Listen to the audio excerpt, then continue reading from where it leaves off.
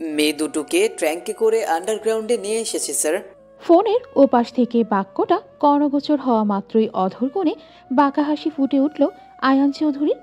সে এক লম্বা নিঃশ্বাস ছেড়ে গম্ভীর কণ্ঠে বলল, দুজনকেই রেডি করে রাখ, আমি এখনই আসছি। নিজের কথা শেষ করেই কল কেটে দিল আয়ান চৌধুরী। এরপর সে নিজের অ্যাসিস্ট্যান্ট লিজার দিকে তাকাতেই সে এগিয়ে এসে আয়ানকে ব্লেজার পরিয়ে দিতে শুরু করলো। আয়ান চৌধুরীর ম্যানেজার মৃদুল আয়ানের দিকে তাকিয়ে বলল, আজকের দিনে এসব না করলেই নয়। Come on Mridul, this is my daily habits. আয়নের কথার পিঠে মৃদুল আর কোনো কথা বাড়ালো না। আয়ন বাঁকা হাসি দিয়ে বলল, আমার গাড়ি বের কর। আয়ানের মুখ থেকে বাক্যটা বের হতে দেরি মৃদুলের তৎক্ষণাৎ প্রস্থান করতে দেরি করল না। কারণ সে ভালো করেই জানে আয়ানের আদেশ পালনে বিন্দুমাত্র দেরি হওয়ার ফল খুবই ভয়ানক। কথায় আছে না, গোবরেও পদ্মফুল ফোটে। তাই তো একজন পতিতার পেটে জন্ম নিয়ে পতিতাপল্লীতে বেড়ে উঠলেও আয়ান চৌধুরী আজ একজন সফল ব্যক্তিত্ব। সে ব্যবসায় যেমন সফল, ঠিক তেমনি নিজের লক্ষ্যে পৌঁছানোর ক্ষেত্রেও সে পিছিয়ে নেই। জিদ, অধ্যবসায়, কঠোর পরিশ্রম আর লক্ষ্য স্থির থাকলে অসম্ভবকেও জয় করা যায়। যার জ্বলজ্যান্ত এক উদাহরণ আয়ান চৌধুরী। কারোর থেকে সামান্যতম সাহায্য না পেলেও নিজের চেষ্টায় আজ সে জীবনে এতটা সফলতা অর্জন করেছে। পতিতার ঘরে জন্ম নেওয়ায় ছেলেবেলা থেকেই লোকসমাজে তাকে কম হেয় প্রতিপন্ন হতে হয়নি। তবুও সবকিছু উপেক্ষা করে আজ সে নিজেকে প্রতিষ্ঠিত করে তুলেছে। কে জানতো একজন পতিতার সন্তান এতটা নিম্ন স্তরের একটি পরিবেশে বেড়ে ওঠা সত্ত্বেও নিজেকে লোকসমাজে এতটা সফল করে গড়ে তুলবে। ঢাকার এক সুনামধন্য ফ্যাশন কোম্পানির মালিক সে। এছাড়াও সে একজন সিক্রেট মাফিয়া, যেটা দুনিয়ার লোকজনদের অজানা। অবশ্য তার এই পেশায় আসার বেশ কিছু গুরুত্বপূর্ণ কারণ রয়েছে, যেটা পরবর্তীতে জানতে পারবেন। প্যাটের দায় চাকরির খোঁজে ঢাকা শহরে এসেছে ইনশিয়া। তার যথেষ্ট কোয়ালিফিকেশন থাকা সত্ত্বেও চাকরির বাজারে তার জন্য একটা ভালো চাকরির বেশ সংকট। এখন পর্যন্ত যতগুলো জায়গায় ইন্টারভিউ দিয়েছে সব জায়গাতেই টাকার জন্য আটকে গিয়েছে। এখনকার বাংলাদেশে মোট অঙ্কের টাকা ছাড়া সরকারি বা বেসরকারি যে কোনো চাকরি পাওয়া অসম্ভব প্রায়। তিতা হলেও কথাটা বাস্তব সত্য। এখনকার যুগে শিক্ষার থেকে টাকার মূল্য বেশি। যার টাকা আছে তার জন্য সব কিছুই খোলা, কিন্তু যাদের টাকা নেই, পরিচিত লোকবল নেই, তাদের জন্য চাকরি পাওয়া এক প্রকার আকাশে চাঁদ হাতে পাওয়ার সমতুল্য। যদিও মুক্তিযোদ্ধার কোঠা থাকা ব্যক্তিবর্গের জন্য সরকারি চাকরি পাওয়াটা অনেক সহজ। একলা মেয়ে মানুষকে পেয়ে প্রথমে টাকার দাবি করলেও পরবর্তীতে যৌন চাহিদা পোষণ করায় ইনশিয়া ফিরে এসেছে প্রতিটি ইন্টারভিউ অফিস থেকে। তবুও সে থেমে নেই। তাকে যে করে হোক একটা চাকরির ব্যবস্থা করতেই হবে। তা না হলে যে সেও তার সন্তানকে না খেয়ে মারা যেতে হবে। এই সমাজে কিছু ভালো মানুষের মুখোশধারী মানুষ নামক পশু রয়েছে, যারা সুযোগের সদ্ব্যবহার করতে কখনো দ্বিধাবোধ করে না। তাই তো অসহায়ত্বের সুযোগ নিয়ে একটা মেয়েকে কুপ্রস্তাব দিতেও তাদের বিবেকে বাঁধে না। এই সমাজের মানুষ বড্ড নিষ্ঠুর প্রকৃতির। হাতে গোনা খুব কম মানুষই রয়েছে যারা প্রকৃত ভালো মানুষ। রৌদ্রময় দুপুরে ঘেমে নেই একাকার ইনশিয়া। তার ফর্সা মুখশ্রীতে লাল লাল ছোপ ছোপ দাগ পড়ে গেছে। চোখে মুখে ক্লান্তির ছাপ। হাতে থাকা সামান্য টাকাও প্রায় ফুরিয়ে এসেছে। দুপুরের খাবার খেতে গেলে হয়তো গাড়ি ভাড়া দেওয়ার টাকাও থাকবে না। এদিকে সকাল থেকে না খেয়ে থাকার ক্ষুধায় পেট চোচো করছে। এমতো অবস্থায় কিছু না খেলেই নয়। এই মুহূর্তে পেটে কিছু না পড়লে হাঁটাচলা করার শক্তিটুকুও হয়তোবা অবশিষ্ট থাকবে না। সাইড ব্যাগ থেকে একটা রুমাল বের করে মুখের ঘামগুলো মুছে নিল ইনশিয়া। এরপর বোতলে থাকা পানির শেষাংশ পান করে রাস্তার পাশের একটা পানির কল থেকে বোতলে পানি পরিপূর্ণ করে নিল। এরপর সে ফুটপাতের একটা চায়ের দোকানে এসে 10 টাকার একটা পাউরুটি ও 6 টাকার এক কাপ চা নিয়ে বসল চায়ের দোকানে থাকা একটা চেয়ারে। কি অদ্ভুত, তাই না? কিছুদিন আগেও যে পাউরুটির মূল্য ছিল 5 টাকা, আজ সেটার মূল্য 10 টাকা। যে চায়ের মূল্য ছিল 5 টাকা, আজ সেটার মূল্য 6 টাকা। সমচার দামও বৃদ্ধি পেয়েছে, 5 টাকা থেকে 10 টাকা হয়েছে। 5 টাকা মূল্যের পাউরুটি সমচা পাওয়া গেলেও আকারে সেটা খুবই ছোট। এই দ্রব্যমূল্যের ঊর্ধ্বগতির বাজারে দ্রব্যের পাশাপাশি গাড়িতে যাতায়াত খরচও বৃদ্ধি পেয়েছে, যার দরুন নিম্ন আয়ের মানুষদের প্রতিদিন ভোগান্তির শিকার হতে হয়। কথাগুলো ভাবতে ভাবতে ইনশিয়া চায়ের কাপে চুমুক দিতেই একটা লোক তাকে ধাক্কা দিয়ে পাশ কাটিয়ে চলে গেল। মুহূর্তেই কাঁপে থাকা সমস্ত চা মাটিতে পড়ে একাকার। আর অল্প হলে ইনশিয়ার মুখ পুড়ে যেত। সৌভাগ্যবশত চা অনেকটা ঠান্ডা হয়ে গিয়েছিল। ইনশিয়া উঠে দাঁড়িয়ে অপরিচিত লোকটাকে কড়া কিছু কথা শোনানোর জন্য সামনে তাকাতেই দেখে বলিষ্ঠ দেহের অধিকারী অপরিচিত লোকটা দুজন লোককে বেধড়ক পেটাচ্ছে। উপস্থিত সবাই দাঁড়িয়ে দাঁড়িয়ে দেখলেও কেউ এগিয়ে আসছে না লোক দুটোকে বাঁচানোর জন্য।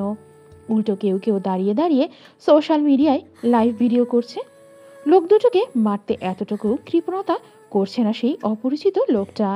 দয়ামায়াহীন নিষ্ঠুরতার সাথে তাদেরকে একের পর এক লাথি দিয়েই চলেছে সে।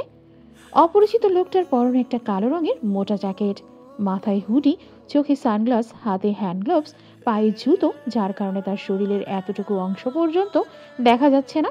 তবুও তার বডি স্ট্রাকচার দেখে কিছুটা আন্দাজ করা যায় সে বেশ বলিষ্ঠ দেহের অধিকারী। কি অদ্ভুত লোক ইনি! এই কাঠফাটা রোদের গরমে তিনি এমন উদ্ভট বেশে রয়েছেন, তবুও তার অস্বস্তি বোধ হচ্ছে না। লোকটাকে পর্যবেক্ষণ শেষ করে ইনশিয়া নিজের রাগ ও মানবিক মনকে প্রশ্রয় দিয়ে লোকটার দিকে হাঁটা দিল। ইনশিয়াকে এভাবে এগোতে দেখে উপস্থিত একজন বয়স্ক লোক তাকে থেমে যেতে বলল। এই মেয়ে, সামনে এগিয়েও না, এসি তোমাকে ছাড়বে না। দেখছো না কেউ এগোচ্ছে না? প্রাণে বাঁচতে চাইলে চুপচাপ দাঁড়িয়ে থাকো। কি বলছেন চাচা? চোখের সামনে অন্যায়ভাবে উনি দুজনকে এইভাবে মারধর করছেন আর আমরা কিচ্ছু বলবো না? আপনারা সবাই মিলে যদি এগিয়ে আসেন তাহলে অবশ্যই আমরা এই পশুটাকে প্রতিরোধ করতে পারবো। আপনার পুলিশকে কল করুন, আমি ততক্ষণে ওনাকে আটকানোর চেষ্টা করি। ইনশিয়ার কথা শুনে উপস্থিত একটি লোক টিটকেরি করে বলল, পুলিশ কেন? পুলিশের বাপ চাচা 14 গোষ্ঠীও এসি এর কিছু করতে পারবে না। এসি এর নাম শুনলেই সবাই শোষু করে প্যান্ট ভিজিয়ে ফেলে। কে চাইবে অকালে নিজের প্রাণ খোয়াতে? আশ্চর্য, আপনাদের মধ্যে কি এতটুকুও মানবতা বোধ নেই? অন্যের জন্য মানবতা দেখাতে গিয়ে নিজেদের প্রাণ হারাতে চায় না। বাড়িতে বউ বাচ্চা আছে আমাদের। আপনাদের সঙ্গে কথা বলাই বৃথা। ইনশিয়া নিজে একা একাই এসির কাছে এসে কড়া কণ্ঠে বলল, কি হচ্ছে এইসব? থামুন, রাস্তাঘাটে এসব গুন্ডামি বন্ধ করুন। কি ভেবেছেন যা খুশি তাই করে যাবেন আর কেউ কিচ্ছু বলবে না? আপনি যদি থেমে না যান তাহলে আমি এক্ষুনি থানায় কল করতে বাধ্য হব। আরে আজব লোক তো! আপনাকে বললাম না থেমে যেতে, থামছেন না কেন আপনি? ইনশিয়ার চিৎকার শুনে এসি মারপিট বন্ধ করে ইনশিয়ার দিকে তাকালো। কিছু সময় তার দিকে তাকিয়ে থেকে নিজের কানে থাকা ওয়্যারলেস ব্লুটুথে চাপ দিয়ে বলল, Come quickly. এর কথা শেষ হওয়ার কয়েক সেকেন্ডের মধ্যে একটা বড় BMW কার ও একটা ভলভো কোম্পানির কার এসে দাঁড়ালো। ভলভো কোম্পানির কার থেকে বেরিয়ে আসলো ব্ল্যাক স্যুট পরিহিত দুজন গার্ড। তারা আসতেই এসি আহত লোক দুটোকে ছেড়ে দিয়ে দ্রুতগতিতে BMW কারে গিয়ে বসল। মুহূর্তেই চোখের সামনে দিয়ে দ্রুতগতিতে চলে গেল সেটি। এরপর সেই দুজন গার্ড আহত লোক দুটোকে উঠিয়ে ভলভো কারে নিয়ে তারাও চলে গেল। সবকিছু এতটা দ্রুততার সাথে ঘটেছে যে ইনশিয়া কিছু বুঝে উঠবার আগে পরিস্থিতি স্বাভাবিক হয়ে গিয়েছে। বয়স্ক লোকটা এগিয়ে এসে ইনশিয়ার সামনে দাঁড়িয়ে বলল, আজ তো কামাল করে দিয়েছো মা। এই প্রথমবার নিজের কাজে বাধা দেওয়ার পরেও এসি কিছু না বলেই শান্তভাবে চলে গেল। এ যে পৃথিবীর অষ্টম আশ্চর্য। এসি বিনা বাক্যে সব মেনে নেবে, সেটা আমরা কেউ কল্পনাও করতে পারিনি। থামেন চাচা, এত খুশি হওয়ার কিছু হয়নি। এই প্রথমবার কোনো মেয়ে মানুষ এসি এর কাজে প্রতিবাদ করেছে, তাই হয়তো বা পাবলিক প্লেসে কিছু না বলেই চলে গেলে। সবাই জানে এসি মেয়েদেরকে কখনো অসম্মান করে না, কিন্তু পরে দেখবেন ঠিকই নিজের প্রতিশোধ নিয়ে নেবে। এসি কাউকে ক্ষমা করে না। ছেলেটার কথা তোয়াক্কা না করে বয়স্ক লোকটা ফের ইনশিয়ার উদ্দেশ্যে বলল, তোমার তো চা নষ্ট হয়ে গেল মা, চলো আরেক কাপ নিবে। এই ভর দুপুরে চা পাউরুটি কেন খাচ্ছ? ভাত খাবে চলো। না চাচা, আমি আর কিছুই খাবো না। তা বললে কি হয়? মুখটা তো শুকিয়ে গেছে, মনে হয় সারাদিন কিছু খাওয়া হয়নি। আমার পেট ভরা আছে। মিথ্যা কথা বলতে হয় না মা, আমি তো তোর বাবার মতো নাকি? আমি সব বুঝি। কি হয়েছে মা বলতো? আসলে চাচা, মানে আমার কাছে এক্সট্রা টাকা নেই, তাই। চল আমি তোকে খাওয়াচ্ছি, আয় আমার সাথে। ইনশিয়া আপত্তি করলেও লোকটা এক প্রকার জোরপূর্বক তাকে একটা ভাতের হোটেলে নিয়ে আসতো। খেতে খেতে লোকটা প্রশ্ন করল, আচ্ছা মা, তুই একা একা এই শহরে কি করছিস? হাতে টাকা পয়সাও নেই, তোর সাথে আর কেউ আসেনি? না, আসলে এই পৃথিবীতে আমার সন্তান ছাড়া আর কেউ নেই আমার। ছোটবেলা থেকেই আমি অনাথ আশ্রমে বড় হয়েছি। ঢাকায় এসেছি একটা চাকরির খোঁজে, কিন্তু কেন, তোর স্বামী কোথায়? স্বামীর কথা জিজ্ঞেস করতে একদম নিশ্চুপ হয়ে গেল ইনশিয়া। বয়স্ক লোকটা এই বিষয়ে আর কথা না বাড়িয়ে প্রসঙ্গ পাল্টে বলল, একা একা সন্তান মানুষ করা অনেক কঠিন। তা তোর বাচ্চা কোথায়, বয়স কত? ইনশিয়া মুচকি হেসে বলল, আমার ছেলের বয়স 11 মাস চলছে, এখনো 1 বছর হয়নি। আমি আগে একটা হসপিটালে নার্সের জব করতাম, কিন্তু 2 বছর আগে চাকরিটা চলে গেছে আমার। এরপর অন্য একটা হসপিটালে চাকরি পেলেও প্রেগনেন্সির কারণে ঠিক করে ডিউটি করতে পারিনি, তাই সেই চাকরিটাও হারিয়েছি। ছেলের জন্মের পর নিজের জমানো অর্থ দিয়ে কোনোদিন টেনে টুনে চলিয়েছি এতদিন। ছেলেটা ছোট থাকায় চাকরির জন্য আর অ্যাপ্লাই করতে পারিনি, কিন্তু আমার জমানো অর্থ এখন একদমই শেষ, তাই বাধ্য হয়ে শহরে এসেছি। গ্রামে থাকাও আমার জন্য অনেক রিস্কি। এলাকার লোকজন আমার দিকে বদ নজরে তাকায়, অনেকে বাজে প্রস্তাবও দিয়েছে, তাই বাধ্য হয়ে এলাকা ছেড়ে শহরে আসলাম। এখানে আমার পরিচিত একটা মেয়ে আছে, ওর সাথে একই অনাথ আশ্রমে বড় হয়েছি আমরা। ওর কাছে ছেলেটাকে রেখে চাকরির জন্য বেরিয়েছি, কিন্তু বুঝতে পেরেছি মা, এখনকার যুগে চাকরি এত সহজ নয়। আর ঢাকাতে তো পরিচিত লোক আর টাকা ছাড়া ভালো চাকরি কখনোই পাবি না। চাচা, আমি অনার্স শেষ করেছি, আমি স্পোকেন ইংলিশেও ভালো, আমার মার্কসও যথেষ্ট ভালো, কম্পিউটার প্রোগ্রামিং জানিস, তবুও অর্থ ছাড়া শিক্ষার কোনো মূল্য নেই চাকরির বাজারে। আর এই অনার্স পাশে তো ভালো চাকরি মিলবেও না। শোন, আমি তোকে একটা প্রস্তাব দিতে পারি, যদি তোর ইচ্ছে হয় তাহলে। কি চাচা বলুন? আমার একটা ট্রেইলার হাউস আছে, আমার কাছে তোর মতো অনেক মেয়েই কাজ করে। চাইলে তুই আমার ট্রেইলারে কাজ করতে পারিস, মাস শেষে ভালো টাকাও পাবি। চাচার কথা শুনে হাসি মুখে উঠল ইনশিয়ার ফোটে। সে খুশি হয়ে বলল, আমি রাজি চাচা, চাকরি না পাওয়া পর্যন্ত আমি আপনার এখানেই কাজ করব। কিন্তু তুই সেলাইয়ের কাজ জানিস তো? আমি দর্জির কাজ মোটামুটি জানি, আশ্রমে আমাদের সবাইকেই অনেক কাজ শেখানো হয়েছে। তাহলে তো হয়েই গেল।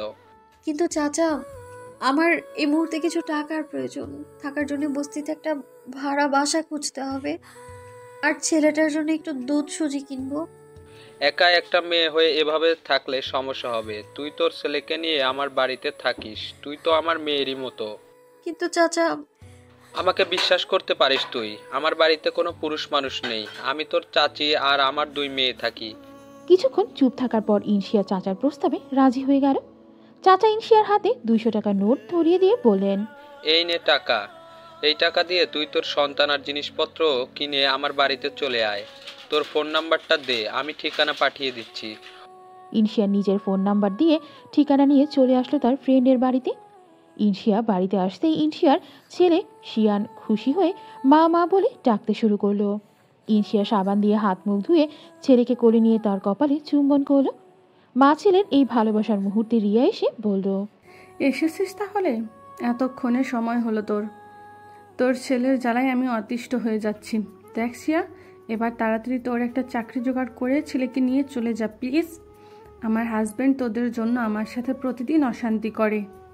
আমি তো তোদের এখানে ফ্রিতে খাচ্ছি না রিয়া, আমাদের মা ছেলের খাওয়া দাওয়ার জন্য তোদের তো আমি প্রতিদিন টাকা দিই। দেখ, তুই বের হলে আমি এই ঘর ভাড়া দিব। তুই খাওয়ার খরচ দিলেও থাকার খরচ তো আর দিস না। তারপরও সারাদিন তোর ছেলেকে সামলাতে হয় আমার, এভাবে আর পোষাচ্ছে না রে। এবার প্লিজ তুই তোর ছেলেকে নিয়ে বিদায় হ। তোকে আর কষ্ট করতে হবে না রিয়া, আমি কাজ পেয়ে গেছি, ওখানেই থাকা খাওয়ার সুব্যবস্থা আছে, মাস শেষে ভালো স্যালারিও পাবো। তুই অনেক করেছিস আমাদের জন্য, তার জন্য অনেক ধন্যবাদ তোকে।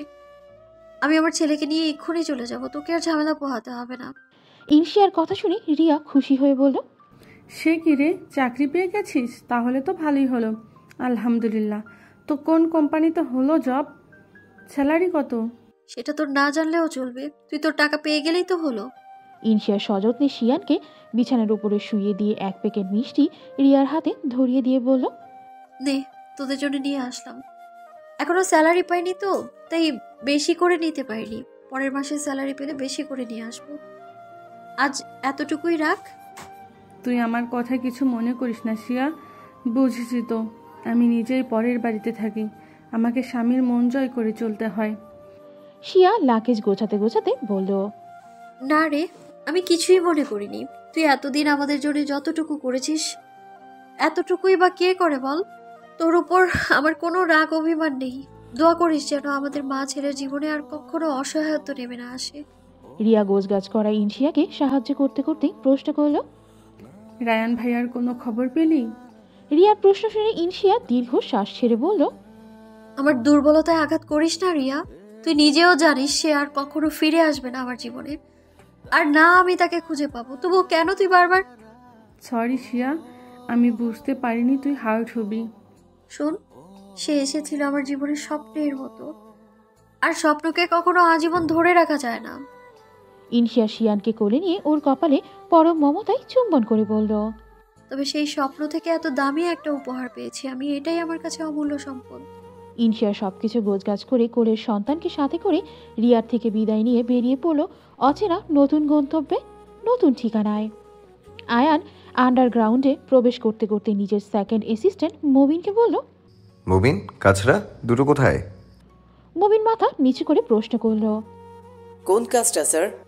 আয়ান হাঁটা থামিয়ে মুবিনের দিকে জ্বলন্ত দৃষ্টি নিক্ষেপ করে দাঁতের দাঁত চেপে প্রশ্ন করল, ইনফরমেশন নেই স্যার আসলে নো ক্যারাটে, স্পিক আপ। আয়ানের ধমক শুনে মুবিন ভয়ে কাঁপতে কাঁপতে বলল, স্যার বিলিভ মি, আমার থেকে কোনো ব্লান্ডার হয়নি। আমি ইনসিডেন্ট জানতে চেয়েছি। পালিয়েছে ওরা, গার্ডরা ডাবল গেম খেলেছে স্যার। কথাটা শোনা মাত্রই রাগে আয়ানের পুরো শরীর থরথর করে কাঁপতে শুরু করে দিল। সে হাত দুটো মুঠো করে দাঁড়িয়ে আছে। মুবিন ভয়ে ঢোক গিরে বলল, স্যার আমাকে এক্সপ্লেইন করার সুযোগ দিন প্লিজ। তখন রাস্তা থেকে গার্ডরা দুটোকে নিয়ে গাড়ি থেকে পালিয়েছে। আপনি আমাকে ইনফর্ম করার পর আমি লোক নিয়ে গেছিলাম, বাট গিয়ে জানতে পারি আমরা পৌঁছানোর পূর্বেই ওরা সব ভেঙে গেছে। গার্ডদের কলেও পাওয়া যাচ্ছে না, ফোন সুইচ অফ, তাই লোকেশন ট্র্যাক করাও পসিবল হয়নি। ফোন লাস্ট সুইচ অফ হয়েছে কোথায়? সেখানেই যেখানে আপনি ওদের পিটিয়েছিলেন। আই থিঙ্ক এগুলো সবই প্রিপ্যালিং। আয়ান রাগের বশীভূত হয়ে দেয়ালে 2-3টার সজোরে ঘুষি দিল। মুবিন আতঙ্কিত কণ্ঠে বলল, স্যার শান্ত হন, আগে মেয়েগুলোকে সামলান, তারপর না হয়। আয়ান এক মুহূর্ত সময় নষ্ট না করে হনহন করে নিজের ডেরায় চলে গেল। ভেতরে যে কি হতে চলেছে সেটা আয়ান চৌধুরী ব্যতীত আর কেউই জানে না, না কারোর ধারণা রয়েছে। অতীত হসপিটালের চেঞ্জিং রুমে নিজের নার্সিং ইউনিফর্ম পরে নিল ইনশিয়া। তবে মাথার টুপিটা ঠিক করতে বেশ ব্যাক পেতে হচ্ছে তার। ইনশিয়াকে নাজেহাল অবস্থায় দেখে তার সহকর্মী প্লাস বান্ধবী প্রিয়াঙ্কা হাসতে হাসতে বলল, এতদিনেও তুই ঠিক করে ক্যাপিং করা শিখলি না সিয়া? আরে ক্লিপ লাগাতে গিয়ে বারবার খুলে যায়, আমি কি করব বলতো? তোর চুলগুলো এত সিল্কি যে কোনো কিছুই ঠিক থাকে না। আমাকে দে, আমি ঠিক করে দিচ্ছি। থ্যাংক ইউ রে, অনেক তাড়া আছে আমার, দেরি হয়ে গেল। স্যার এবার আমাকে ধরে কি করবে আল্লাহ মালুম। কেন, ইমার্জেন্সি কোনো পেশেন্ট আছে নাকি? বলতে পারি সেই রকমই। রায়ান চৌধুরী নামে এক পেশেন্ট এসেছে হসপিটালে, খুবই ক্রিটিক্যাল অবস্থা। নিউরোসার্জারির পর কোমায় চলে গিয়েছে। লোকটার ব্রেনের সেরিব্রাম সেকশনে সিরিয়াস ইনজুরি হয়েছে। স্যার ধারণা করছে লোকটার জ্ঞান ফিরলেও হয়তো স্মৃতিশক্তি হারাতে পারে সে। এমন কত পেশেন্টই তো আসে হসপিটালে, তোকে এরকমভাবে ওই পেশেন্টের রেসপন্সিবিলিটি কেন দিল? আদার্স অপারেশন চলাকালীন ওই পেশেন্টের বাবার প্যানিক অ্যাটাক হয়েছিল। আমি ওনাকে অনেক কষ্টে নর্মাল করেছিলাম। তারপর থেকে শুধু আমাকেই খোঁজে, অন্য কারো থেকে মেডিসিন নিতে চাইতো না, চিৎকার চেঁচামেচি করতো। তো স্যার ওই পেশেন্টের পুরোপুরি রেসপন্সিবিলিটি আমাকেই দিয়েছে। জ্ঞান ফেরার পর যদি পেশেন্ট হাইপার হয়ে যায় তাহলে তো বিপদ, কখন জ্ঞান ফিরবে সেটাও অজানা। তাই 24 ঘন্টা আমাকে ওনার কেবিনেই থাকতে হবে। পেশেন্টের কোনো ফ্যামিলি মেম্বার বা রিলেটিভস আসেনি? বেভারেজ পেশেন্ট একজন ছেলে ওনাকে গুরুতর আহত অবস্থায় হসপিটালে এসে অ্যাডমিট করেছে। অ্যাডমিট ফর্মে পেশেন্টের নাম রায়ান চৌধুরী লিখেছে। আমরা শুধু নাম ব্যতীত পেশেন্টের ব্যাপারে আর কিছুই জানি না। তাহলে বিল পে কে করেছে? যে ছেলেটা অ্যাডমিট করেছে উনি 16 লক্ষ টাকা অলরেডি পেমেন্ট করেই গিয়েছে। বাপরে, বেশ বড়লোক মনে হচ্ছে। চল তো, আমিও তোর পেশেন্টের চেহারা দেখে আসি। ইনশিয়া আর প্রিয়াঙ্কা কথা বলতে বলতে রায়ান চৌধুরী কেবিনের সামনে এসে উপস্থিত হলো। তারা কেবিনে প্রবেশ করতেই ডক্টর আমজাদ হোসেন রাগান্বিত কণ্ঠে বললেন, what your problem miss Inshia? Sorry sir, actually আমি নো এক্সকিউজ। এখন চুপচাপ নিজের ডিউটি পালন করো। একটু ওদিক ওদিক হলে তোমাকে আমি সাসপেন্ড করতে বাধ্য হব। ইনশিয়াকে বকাঝকা করার পর ডক্টর আমজাদ প্রিয়াঙ্কাকে এখানে দেখে বলল, তুমি তুমি এখানে কি করছো? কোনো কাজ নেই তোমার? স্যার এখন আমি ফ্রি আছি, তাই ভাবলাম এনসিআর সাথে কিছুক্ষণ থাকি। আমি গিয়ে দেখি কোনো পেশেন্টের প্রবলেম হচ্ছে, তাহলে তোমাকেও সাসপেন্ড করব আমি। কথাগুলো বলেই ডক্টর আমজাদ হোসেন হনহন করে চলে গেলেন। উনি চলে যেতেই প্রিয়াঙ্কা ও ইনশিয়া একে অপরের সাথে হাই ফাইভ করে মুখ ভেঙচিয়ে ফিক করে হেসে দিল। সাসপেন্ড করবে আমাদের, শখ কত। আস্তে প্রিয়াঙ্কা, পেশেন্টের প্রবলেম হতে পারে, শব্দ কম কর। ও হ্যাঁ, পেশেন্ট। কই তোর পেশেন্ট দেখি। আরে এ তো হলিউডের হিরো রে, এত সুন্দর চেহারা, এত সুন্দর বডি স্ট্রাকচার, মাশাল্লাহ, ভাবতেই অবাক লাগছে এই ছেলেটা মৃত্যুর সাথে পাঞ্জা লড়ছে। বিহেভ ইয়োরসেলফ প্রিয়াঙ্কা, রাস্তাঘাটে তো ছেলেদের চোখ দিয়ে গিলে খাস, এখন আবার পেশেন্টের দিকে নজর দিচ্ছিস, লজ্জা করে না তোর? মজা করছিলাম ইয়ার, সিরিয়াসলি নিচ্ছিস কেন? সব জায়গায় মজা চলে না। একজন মৃত্যু পথযাত্রী রোগীকে নিয়ে তুই এভাবে, মানে কিভাবে এই ধরনের মজা করতে পারিস? সরি, তবে সত্যি বলছি ছেলেটা কিন্তু আসলেই সুন্দর। হয় চুপ কর, নয়তো এখানে থেকে যা প্লিজ। এই জায়গায় তোর সঙ্গে ঝামেলা করে আমি পেশেন্টের ক্ষতি করতে চাই না, কারণ সে এখন আমার দায়িত্ব। ওকে ওকে, তুই থাক, আমি গেলাম। প্রিয়াঙ্কা দরজা পর্যন্ত গিয়ে আবারও পিছু ঘুরে বলল, সিয়া, ম্যাচ ফর ইচ আদার। শিয়া চোখ গরম করে তাকাতেই প্রিয়াঙ্কা হাসতে হাসতে দ্রুত কেটে পড়ল। প্রিয়াঙ্কা চলে যাবার পর ইনসিয়া স্বস্তির নিঃশ্বাস ছেড়ে টুলে এসে বসল। কিছুক্ষণ অন্যমনস্ক হয়ে বসে থাকার পর সে হঠাৎই রায়ান চৌধুরীর দিকে দৃষ্টি নিক্ষেপ করল। সে এতদিনে মানুষটা টেক কেয়ার করলেও সেভাবে কখনো পর্যবেক্ষণ করা হয়নি। ইনসিয়া রায়ান চৌধুরীকে ভালোভাবে পর্যবেক্ষণ করার পর তার মুখমণ্ডলের দিকে তাকালো। না, মানুষটা আসলে অনেক সুন্দর। সৃষ্টিকর্তা যেন তাকে অনেক যত্ন করে অনেক সময় নিয়ে তৈরি করেছে। মানুষটার শারীরিক গঠনও মাশাআল্লাহ। আচ্ছা, মানুষটা কি সুস্থ থাকতে কোনো বডি বিল্ডার ছিল, অথবা সত্যিই কোনো হিরো? রায়ান চৌধুরীকে নিয়ে 7-5 ভাবতে ভাবতে ইনশিয়া নিজের ফোন বের করে ইন্টারনেটে রায়ান চৌধুরী লিখে সার্চ করলো।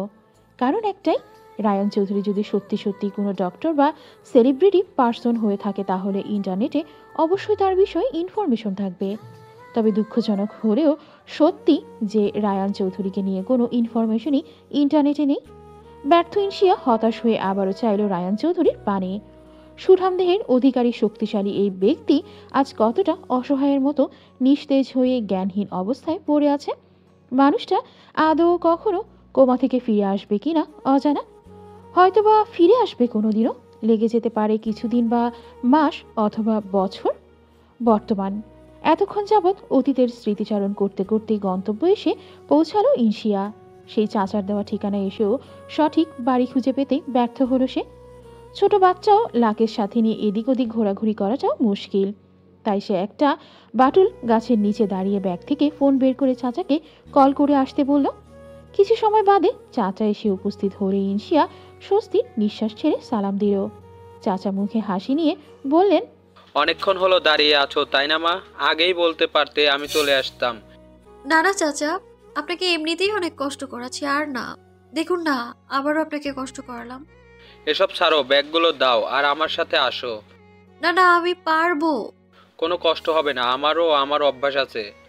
কিন্তু এত ভাবতে হবে না, এসো আমার সাথে, আমাকে আপন ভাবতে পারো, আমি তো তোমার বাবার মতোই, তাই না? ইনশিয়ার কথা বাড়ানো না, সে মুখে জোরপূর্বক হাসি টেনে চাচার পিছু পিছু হাঁটতে শুরু করলো। বেশ ভয় অনুভূত হচ্ছে তার। অজানা একটা লোককে বিশ্বাস করে তার বাড়ি যাওয়া আদৌ সঠিক সিদ্ধান্ত কিনা এটা নিয়ে বেশ ভয় আছে ইনশিয়ার। মানুষটা ওপরে যতই ভালো ব্যবহার করুক না কেন, ভেতর থেকে আদৌ সত্যিই ভালো কিনা সেটা ওপরওয়ালা ব্যতীত আর কেউই জানে না। কিন্তু এই মুহূর্তে এই লোকটাকে বিশ্বাস করা ছাড়া আর কোনো রাস্তাও তো নেই। এখান যা থাকে কপালে, আল্লাহ এবং ভাগ্যের ওপর সবটা ছেড়ে দিয়ে আল্লাহ আল্লাহ করতে করতে এগিয়ে চলেছে ইনশিয়া। গন্তব্য এক অজানা জায়গা। কিছুক্ষণ হাঁটার পর একটা পুরনো ফাটল ধরা 2 তলা বাড়ির সামনে এসে দাঁড়ালো তারা। চাচাকে থেমে যেতে দেখে ইনশিয়া তার দিকে প্রশ্নসূচক দৃষ্টিতে তাকালো। চাচা মুচকি হেসে বললেন, অনেকটা পথ হাঁটিয়ে নিয়ে আসলাম, কি করব মা বল? এই সরু গলি দিয়ে যে কোনো গাড়ি আসে না।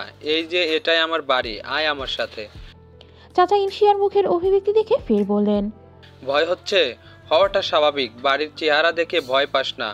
অনেক পুরনো বাড়ি তো, মেরামত করার অভাবে আজ এই দশা, তবে বেশ পোক্ত আছে, ভেঙে পড়বে না। কথাটা বলে হাসতে শুরু করলেন চাচা। চাচার হাসি দেখে ইনশিয়াও কিঞ্চিত মুচকি হাসি দিল। শিয়ানটারও ঘুম ভেঙে গেছে, সেও কাছে। চাচা কলিং বেল চাপতে একজন 50 বয়স্ক মহিলা দরজা খুলে দিলেন। মহিলারা ইনশিয়াকে দেখা মাত্রই মুচকি হেসে ভেতরে আসতে বললেন, যেন তিনি এতক্ষণ যাবৎ ইনশিয়ার জন্যই অপেক্ষা করছিলেন। ইনশিয়া চাচার দিকে তাকালে তিনি বললেন, এটা তোর চাচার একমাত্র ঘরনি, এই বুড়ো বয়সের সঙ্গিনী, মানে এটা তোর চাচি, তোদের জন্য কখন থেকে বসে আছে। ইনশিয়া চাচিকে তৎক্ষণাৎ সালাম দিলে তিনি সালামের উত্তর নিয়ে বললেন, বাচ্চাটা তো কাঁদছে, ক্ষুধা লাগছে হয়তো, তুমি ভেতরে আসো মা। ইনশিয়া আল্লাহর নাম নিয়ে এক আকাশ পরিমাণ ভয়ের সাথে পা রাখল সদর দরজায়। ঘরমাক্ত শরীরে আয়ান চৌধুরী বাইরে আসতেই মমিন তার উন্মুক্ত শরীরের ওপর একটা তোয়ালে চাপিয়ে দিল। আয়ান চৌধুরী গম্ভীরভাবে প্রশ্ন করল, বাথরুম রেডি? জি স্যার। স্যার, আপনি কি আজকের মেয়েগুলোর সাথে? মবিন পুরো কথা শেষ করার পূর্বেই আয়ান চৌধুরী হাত উঁচু করে তাকে থামিয়ে দিল। Don't cross your limits. Sorry sir. Ayaan Chowdhury আর কোনো কথা না বলে এখানে উপস্থিত নিজের পার্সোনাল রুমে চলে গেল। আয়ান চৌধুরী চলে যেতেই যেন হাফ ছেড়ে বাসল মবিন। এই মানুষটার সামনে থাকা মানে জীবিত হাতে নিয়ে দাঁড়িয়ে থাকা। মবিন দ্রুত কোনো এক নম্বরে কল করলো। অপর প্রান্তের ব্যক্তির বলা কথার প্রত্যুত্তরে সে জবাব দিল, আজকের মেয়ে দুটো শেষ, তাদের অস্তিত্ব আর কোনোদিন খুঁজে পাওয়া যাবে না। মবিন আন্ডারগ্রাউন্ড এরিয়ার বাইরে আসতে বাইরে দাঁড়িয়ে থাকা গার্ডেরা তার দিকে তাকালো। তাদের চোখের চাউনি বুঝতে পেরে মবিন বলল, এ আর নতুন কে? মেনে নিয়েছে, মেনে নিচ্ছি, আর ভবিষ্যতেও মানতে হবে। আমি বিগত 11 বছর যাবৎ এইগুলো ফেস করছি, তোরাও নিজেদের অভ্যস্ত করে নে, এতেই তোদের ভালো। কাজ থেকে মুক্তি তখনই পাবি যখন এই খাঁচা থেকে প্রাণ পাখি উড়ে যাবে। এর আগে আয়ান চৌধুরীর আন্ডার থেকে কখনোই রিলিজ পাবে না। মবিন একজন গার্ডের কাঁধ চাপড়ে বলল, কাঁপুনি কন্ট্রোল করতে শেখ।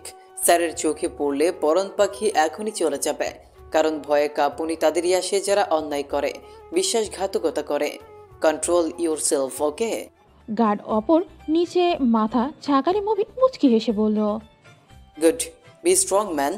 মবিন চলে যাওয়ার পর একজন গার্ড বলল, মবিন স্যার কত ভালো মানুষ, আমাদের কতভাবে মোটিভেট করে।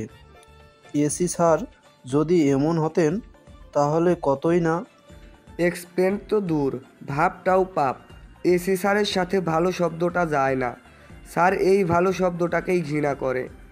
যতটুকু বলার বলেছিস, এখন মুখে লাগাম দে। স্যারের নজর সর্বদা সর্বদিক থাকে, না জানিস কখনো কি শুনে নেয়। মৃদুল কিছু ফাইল গোছাচ্ছিল, তখনই লিজা এসে বলল, স্যার একটা কথা ছিল।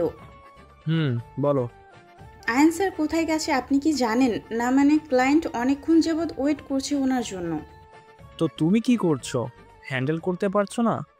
আমি তো এটা ওটা বাহানা বানিয়ে ওনাদের আটকে রেখেছি, কিন্তু ওনারা আর ওয়েট করতে চাইছে না। আমি এখন কি করব স্যার? অনেক বড় ইনফ্লুয়েন্সার ওনারা। নিজে হ্যান্ডেল করো, আমি কিছুক্ষণের মধ্যে আসছি। একটা কাজ তোমার দ্বারা হয় না, নিজে কি ক্লায়েন্টের সাথে কথা বলা যায় না?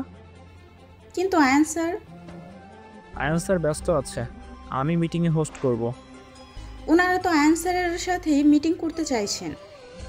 শ্যাট আপ, তুমি কনফারেন্স রুম রেডি করো, আমি আসছি। লিজা আর কথা না বাড়িয়ে চুপচাপ প্রস্থান করলো। মৃদুল ফোঁস করে নিঃশ্বাস ছেড়ে ফাইলগুলো গোছাতে শুরু করলো। কিছুক্ষণ পর সে কেবিনের বাইরে আসতেই দেখে অফিসের স্টাফরা সকলে একসাথেই মনিটরের সামনে ভিড় করে দাঁড়িয়ে আছে। তাদেরকে এভাবে দেখে মৃদুল ধমক দিয়ে প্রশ্ন করল, কি হয়েছে? সবাই কাজ বাদ দিয়ে এভাবে দাঁড়িয়ে আছেন কেন?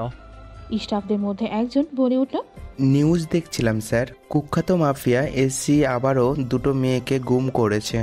ঘণ্টাখানেক আগে সিটি হলের পাশে ড্রেনে খুবই খারাপ অবস্থায় একটা মেয়ের লাশ পাওয়া গেছে। পুলিশের ধারণা এটা গুম হয়ে যাওয়ার দুজন মেয়ের একজন হবে। এই মাফিয়া এসি এর উৎপাত দিনকে দিন বেড়েই চলেছে। আজকাল রাস্তাঘাটে আমাদের মেয়েদের চলাফেরা করাই তো সেফ নয়। মৃদুল স্যার, আপনি প্লিজ আয়ান স্যারের কাছে আমাদের জন্য রিকমেন্ড করবেন যেন উনি সন্ধ্যার আগে আমাদের ছুটি দিয়ে দেন। Yes, she is right. আমারও একই বক্তব্য। এভাবে লাইফ রিস্ক নিয়ে রাতের অন্ধকারে আমরা যাতায়াত করতে পারবো না। আয়ানের বাচ্চা, তুই সব সময় আমাকে ফাঁসিয়ে নিজে রিল্যাক্স করিস। এরা তো আর জানে না সিক্রেট মাফিয়া বস এসি আসলে আয়ান চৌধুরী নিজেই। জানলে তো এখনই সব কটা হার্ট অ্যাটাক করবে। তুই এদিকে মেয়ে নিয়ে ফুর্তি করছিস আর এদিকে অফিস সামলাতে হিমশিম খেতে হচ্ছে আমাকে। শালা তুই শুধু একবার আয়, তোকে আমি আজ। মৃদুল স্যার কিছু তো বলুন প্লিজ, চুপ করে থাকবেন না। চুপ করুন সবাই, এত ভয় করলে রিজাইন দিয়ে চলে যাবেন, অফিসে আসার কোনো প্রয়োজন নেই।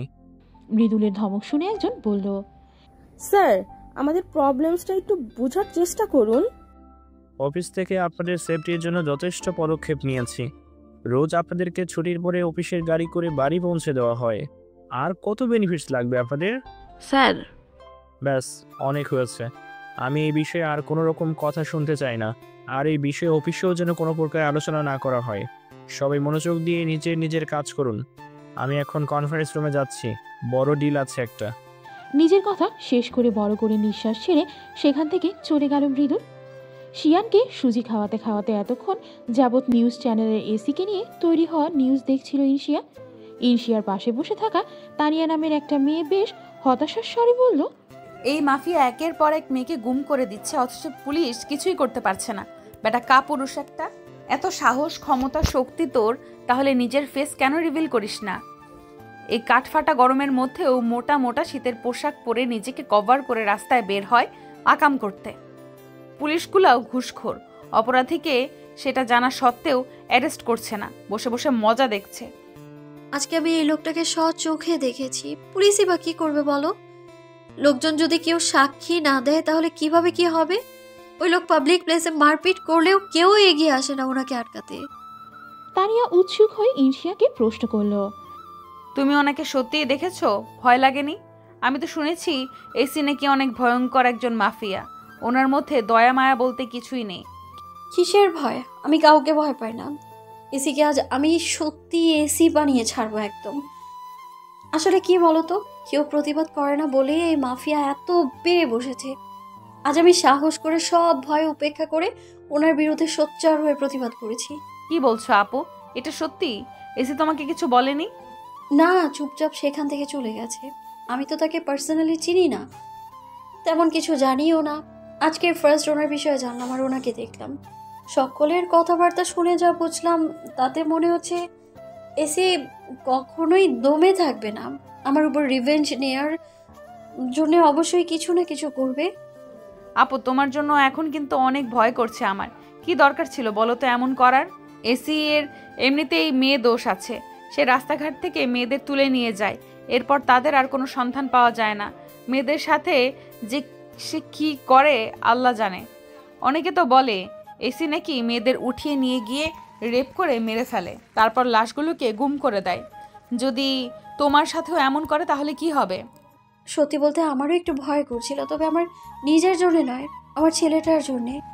মরতে আমি ভয় পাই না, কিন্তু আমার কিছু হয়ে গেলে আমার ছেলেটার কি হবে? তবে এখন আমি নিশ্চিত তোমরা সবাই এত ভালো, আমি জানি তোমরা আমার ছেলেটাকে ঠিক আদর ভালোবাসা দিয়ে মানুষ করে তুলবে। এসব তুমি কি বলছো আপু? থামো তুমি, আর আজে বাজে কথা বলো না। কাল থেকে তুমি যতগুলো ড্রেস তৈরি করবে সবগুলো ড্রেস আমি সেল করব।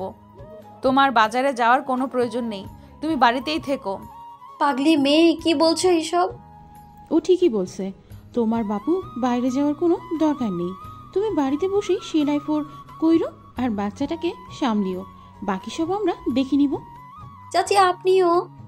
তোমার চাচার মুখ থেকেই সব কথা শুনছি আমি। কাজটা তুমি ঠিক করো নাই। এত মাতব্বরি করার আগে নিজের দুধের বাচ্চাটার কথা ভাবা উচিত ছিল। যা হয়েছে হয়েছে, এখন আর এসব ভেবে কোনো কাজ নেই। আমরা জেনে শুনে তোমাকে মৃত্যু মুখে ফেলতে চাই না মা।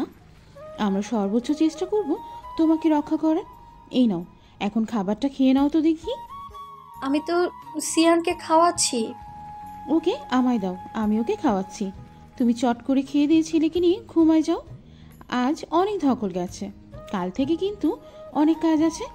কত পোশাক যে বানাতে হয় দেখো। কিছুদিন পর এসি অর্থাৎ আয়ান চৌধুরীর মাদক সেবন করতে এক অন্ধকার ঘরে প্রবেশ করল। ঠিক অন্ধকার ঘর বলা চলে না, কারণ ঘরটিতে হালকা আবছা দিনের আলো প্রবেশ করছে। ঘরের ভেতর থেকে কারোর গোঙানির আওয়াজ শোনা যাচ্ছে। আয়ান চৌধুরী নিজের হাতে থাকা ওয়াইনের বোতল ছুঁড়ে ফেলে দিয়ে মুখে মাস্ক পরে এগিয়ে আসতো সামনে। দেওয়ালের সাথে থাকা কাঠের বোর্ডের সাথে একজন লোককে বেঁধে রাখা হয়েছে। তার শরীরে অসংখ্য ক্ষত, মুখটা কষ্টে দিয়ে আটকানো বিধায় গোঙানি ছাড়া সে চাইলেও অন্য কোনো আওয়াজ বের করতে পারছে না মুখ দিয়ে। আয়ান চৌধুরীর চোখ দুটো একটা কালো রঙের মোটা কাপড় দিয়ে শক্ত করে বেঁধে নিল। এরপর একের পর এক ধারালো তীর নিক্ষেপ করতে শুরু করলো লোকটার দিকে। তীরগুলো লোকটার গায়ে না লেগে কাঠের বোর্ডে গিয়ে বিঁধলেও লোকটার গোঙানির মাত্রা বেড়েই চলেছে। আয়ান হাতে থাকা শেষ তীরটা নিক্ষেপ করে চোখের বাঁধন খুলে লোকটার দিকে তাকালো। লোকটাকে ভয়ার্ত চেহারায় স্বস্তির নিঃশ্বাস ছাড়তে দেখে অট্ট হাসিতে ফেটে পড়ল আয়ান চৌধুরী। বেশ কিছুক্ষণ হাসার পর সে বলল, কি ভেবেছিস এসি ইচ্ছে করে লক্ষ্যভ্রষ্ট করছে? না, এসি গেম খেলছিল তোর সাথে। শুনে রাখ, আমার লক্ষ্য কখনো ভুল হয় না। আমি ইচ্ছে করেই বোর্ডে তীর নিক্ষেপ করেছি, কারণ আমি চাইনি তোর গায়ে আঘাত লাগুক। আয়ানের কথা শুনে লোকটার চোখ দুটো চকচক করে উঠল। আয়ান আবারও অট্ট হাসিতে ফেটে পড়ল। হাসির মাঝে মুহূর্তেই সে কর্কশ গলায় বলল, ভাবিস না তোকে সফট কর্নার দেখাচ্ছি। জেনে রাখ, তোকে আমি তিলে তিলে মারব। মৃত্যু ভয় তোকে কুড়ে কুড়ে খাবে। মনে হবে এই বুঝি জীবন শেষ, কিন্তু আসলে কখন শেষ হবে সেটা আমি নির্ধারণ করব। তোকে যদি এমনি এমনি মেরে দেই তাহলে তো শাস্তি নয়, মুক্তি পেয়ে যাবি তুই। আয়ান চৌধুরী তো এটা হতে দিবে না। পরিচয় পেয়ে লোকটা অবাক হয়ে তাকালো আয়ানের দিকে। আয়ান নিজের মাস্ক খুলে বলল, অবাক হয়েছিস মনে হলো? হ্যাঁ, আমি আয়ান চৌধুরী, আর আমি মাফিয়া বস এসি। আমাকে যতটা সাদাসিধা ভেবেছিলি আমি ঠিক ততটাই ভয়ানক। বিশ্বাসঘাতকতার শাস্তি ঠিক কতটা ভয়ানক হতে পারে সেটা তুই আমৃত্যু তিলে তিলে ভোগ করবি। কিছু বলবি বলে মনে হচ্ছে? ওয়েট, তোর এই ইচ্ছেটা আমি অবশ্যই পূরণ করব। আমিও শুনতে চাই আবার বিশ্বাসঘাতক গুপ্তচর আমাকে ঠিক কি বলতে চায়। আয়ান লোকটার মুখ থেকে টেপটা খুলে দিতেই লোকটা জোরে জোরে শ্বাস নিতে নিতে বলল, স্যার আমি তো আপনার হয়েই কাজ করছি স্যার। আমি তো আপনার প্রতিদ্বন্দ্বীর সব সিক্রেট ইনফরমেশন আপনাকে বলে দিয়েছি, তাহলে আপনি কেন আমার সাথে? লোকটার কথা শুনে আয়ান চৌধুরী আবারও হাসতে শুরু করলো। এরপর সে চোয়াল শক্ত করে বলল, যে লোক সামান্য কিছু টাকার জন্য নিজের বসের সাথে বেইমানি করে তার গোপন তথ্য প্রতিদ্বন্দ্বীর হাতে তুলে দিতে পারে, তার বেঁচে থাকার কোনো অধিকার নেই। আমি সব থেকে বেশি ঘৃণা করি বিশ্বাসঘাতকতা। কিন্তু আমি তো আপনার জন্যে। So what? আজ আমি টাকা দিয়েছি বলে তুই তোর বসের সাথে বিশ্বাসঘাতকতা করে আমার কাছে বিক্রি করে দিলি নিজেকে। কাল আরেকজনের থেকে টাকা নিয়ে আমার সাথেও সেম কাজ করে তাদের কাছে বিক্রি হয়ে যাবি না, তার কি গ্যারেন্টি? তোর মতো মুখোশধারী মানুষেরা হলো সমাজের কীট, যারা গিরগিটের মতো রং বদলিয়ে সবাইকে ধোঁকা দেয়। আর এইসব কীটদেরকে সমাজ থেকে উপড়ে ফেলাই আমার কাজ। তোরা নিজেদের কাজের সাথে বেইমানি করলেও আমি নিজের কাজগুলো দায়িত্বের সাথেই পালন করি, মোটেও অলসতা করি না। তোর মৃত্যু তো এবার সুনিশ্চিত। কথাটা বলেই আয়ান চৌধুরী আবারও লোকটার মুখে টেপ লাগিয়ে দিল। লোকটাকে এভাবে অসহায় অবস্থায় দেখে আয়ান চৌধুরী মুখ দিয়ে চশব্দ করে তাচ্ছিল্যের স্বরে বলল, খুব কষ্ট হচ্ছে তাই না? এ তো সবে শুরু, এখনো অনেক কিছু বাকি আছে। কথাটা বলে ভয়ানক বাঁকা হাসি দিল আয়ান চৌধুরী। প্রস্থান করলো সেই ঘর থেকে। আয়ান চৌধুরী চলে যেতেই লোকটা আতঙ্ক ও আসন্ন মৃত্যু ভয়ে গোঙাতে গোঙাতে একসময় জ্ঞান হারালো। অতীত। Neuro clinic and diagnostic centre. Insiya সযত্নে রায়ান চৌধুরীর শরীরে যতটুকু সম্ভব ভেজা কাপড় দিয়ে মুছিয়ে দিচ্ছে। আচমকাই রায়ান চৌধুরী চোখের পাতা, হাতের আঙুলগুলো কিছুটা নড়তে দেখে সে বেশ উত্তেজিত হয়ে উঠল। ইনসিয়া পানির বালতি ও ভেজা কাপড় টেবিলের এক সাইডে রেখে দৌড়ে গেল ডক্টর আমজাদ হোসেনকে ডাকতে। কিছুক্ষণের মধ্যেই ডক্টর আমজাদ হোসেন উপস্থিত হয় রায়ান চৌধুরীকে চেক আপ করা শুরু করলো। আচমকাই ডক্টর ইনসিয়াকে ধমক দিয়ে বলল, ইনসিয়া, তুমি কার পারমিশন নিয়ে পেশেন্টের শরীর মুছে দিয়েছিলে? স্যার আমি আসলে ওই পেশেন্টের আর কি। ভনিতা না করে যেটা জিজ্ঞাসা করছি সেটার উত্তর দাও। আবারও ধমক খেয়ে দমে গেল ইনসিয়া। বেশি ওভার স্মার্ট হয়ে গেছো তাই না? নিজেকে নিজেই এমবিবিএস ডক্টর মনে করছো, তাই যখন যা ইচ্ছে সেটাই করে যাচ্ছ। বকাঝকাতে ইনসিয়ার চোখ থেকে গাল বেয়ে পানি পড়ছে। প্রিয়াঙ্কা কেবিনে প্রবেশ করে ইনসিয়ার পাশে এসে দাঁড়ালো। প্রিয়াঙ্কাকে দেখে মনে কিছুটা সাহস সঞ্চয় করে ইনশিয়া নিচু স্বরে বলল, তো অনেক দিন যাবৎ পেশেন্ট এইভাবে পড়ে আছে, ওনার শরীরে তো অনেক ময়লা জমে গেছে, তাই ভাবলাম একটু পরিষ্কার করে দিই। বিশ্বাস করুন স্যার, আমি ইন্টেনশনালি পেশেন্টের কোনো ক্ষতি করতে চাইনি। Shut up. ডক্টর আজাদ, নার্সকে এত বকাবকি কেন করছেন? পেশেন্টের তো কোনো ক্ষতি হয়নি, তাই না? হয়নি, বাট হতে পারতো। উইদাউট পারমিশন ওর সাহস হয় কি করে পেশেন্টকে? স্যার, যখন কিছু হয়নি তখন এত সিন ক্রিয়েট করার কোনো মানেই হয় না। আপনি শুধু শুধু মেয়েটাকে বকাঝকা করছেন। পেশেন্ট ইমপ্রুভ করছে স্যার। মিরাকেল বলুন অথবা মিস ইনসিয়ার কেয়ার। আমি তো বলবো মিস ইনসিয়ার। এত কেয়ারের কারণেই পেশেন্ট এত দ্রুত ইমপ্রুভ করছে। কি বলছো তুমি অভিমন্যু? জি স্যার, আমি পেশেন্টের পালস, প্রেশার, হার্টবিট সব কিছু ভালোভাবে চেক করছি। পেশেন্ট রেসপন্স করছে। ডক্টর অভিমন্যুর কথা শুনে ইনশিয়া উত্তেজিত হয়ে বলল, এর মানে রায়ান চৌধুরী কোমা থেকে বেরিয়ে এসেছে? আমি ধারণা করছি আজকের মধ্যে জ্ঞান ফিরে আসতে পারে। কথাটা শুনে অধর করে হাসি ফুটে উঠল ইনশিয়ার। সে আলহামদুলিল্লাহ বলে আল্লাহর কাছে শুকরিয়া আদায় করলো। ইনশিয়াকে এত খুশি দেখে ডক্টর আমজাদ আবারও কর্কশ কণ্ঠে বলল, এত খুশি হওয়ার কিছু হয়নি, যাও এই ইনজেকশনটা পুশ করে দাও। প্রিয়াঙ্কা বিরক্তির সাথে বলল, সে এত খুশি হবেই স্যার। আফটার অল সে এতদিন যাবৎ রাত দিন এক করে এই পেশেন্টের কেয়ার করে যাচ্ছে। পরিশ্রমের পর সফলতা আসলে শ্রমিকের খুশি হওয়াটা খুবই স্বাভাবিক। এই, তোমার ডিউটি নেই এখানে এসে ফোরন কাটছো? আছে তো স্যার। একজন এসে বলল আপনি আবারও ইনসিয়ার পেছনে আদা জল খেয়ে লেগেছেন, তাই বাধ্য হলাম এখানে আসতে আর কি। তুমি ভুলে যাচ্ছ আমি কে। আমার সাথে তর্ক করে সাহস কোথা থেকে পাও তুমি? ঠিকমতো ডিউটি পালন না করে এখানে এসে সিনিয়র ডক্টরের সাথে তর্ক করে যাচ্ছ। তোমার এগেইনস্টেড স্টেপ নিতে বাধ্য হব আমি। আপনারও তো অন্য ইউনিটে ডিউটি আছে। আপনি এখানে একজন সামান্য নার্সের সাথে অকারণে ঝামেলা করে টাইম ওয়েস্ট কেন করছেন স্যার? আমিও তাহলে ওপর মহলে আপনার এগেইনস্টে লিখিত কমপ্লেন জানাই। প্রিয়াঙ্কা, কি শুরু করলি তুই? চুপ কর না। তুই চুপ কর সিয়া। আমি বুঝি না তুই ওনার সামনে আসলে এরকম ভিজে বেড়াল হয়ে যাস কেন বলতো? অন্য সময় তো তুই বাঘিনীর মতো সবার সঙ্গে কথা বলিস। তো স্যার, আপনি কি আরও কিছু? ডক্টর আমজাদ প্রিয়াঙ্কার দিকে রাগী দৃষ্টি নিক্ষেপ করে প্রস্থান করলেন। তিনি চলে যেতেই ডক্টর অভিমন্যু ইনশিয়ার উদ্দেশ্যে বললেন, সিয়া, তুমি কিছু মনে করো না কেমন? জানোই তো স্যার একটু কড়া স্বভাবের। আমি বুঝি না তোমার সাথে কেন সব সময় একটু বেশি বেশি করে। এনিওয়ে, এসব নিয়ে মন খারাপ করো না। আমি নিজেও বুঝতে পারি না স্যার সমস্যাটা কি। সব সময় সব বিষয়ে আমার দোষ খুঁজে বেড়ান।